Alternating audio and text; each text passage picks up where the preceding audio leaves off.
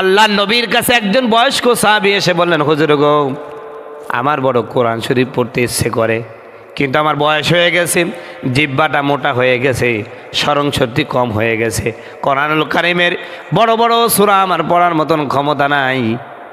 আপনি আমাকে এমন একটা সূরা শিখায়া দেন যেই সূরাটা তেলাওয়াত করলে আমার জন্য যথেষ্ট হয়ে যাবে। বলেন সুবহানাল্লাহ।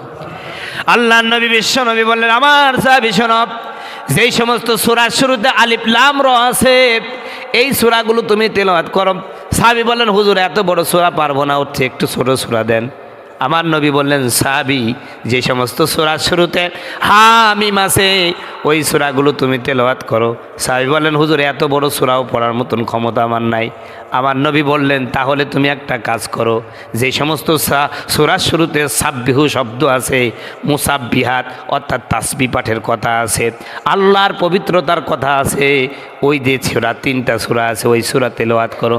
সাহাবী বললেন, হুজুর কেমনে পড়বো? আসলে তো আমার মস্তিষ্ক দুর্বল হয়ে গেছে, মেধাশক্তি আগের মতন নাই, জিহ্বা মোটা হয়ে গেছে, স্মরণ শক্তি কম হয়ে গেছে। নবীকে এত বড় সূরা পড়ার মতন ক্ষমতা আমার নাই। আমার নবী তখন বললেন, তাহলে শোনো, আমি তোমাকে একটা ছোট্ট সূরা শেখায় দিই। সেই সূরাটা হলো সূরাতুল জিলজাল, ইজা জুলজিলাতিল আরদু জিলজালাহা। তুমি এই সূরাটা পড়ো। সাহাবী বললেন, হুজুর আর দরকার নাই, আপনি যে সূরাটা শিখিয়ে দিয়েছেন নবী গো, এই সূরা ছাড়া আমি কোনো সূরা পড়ব না।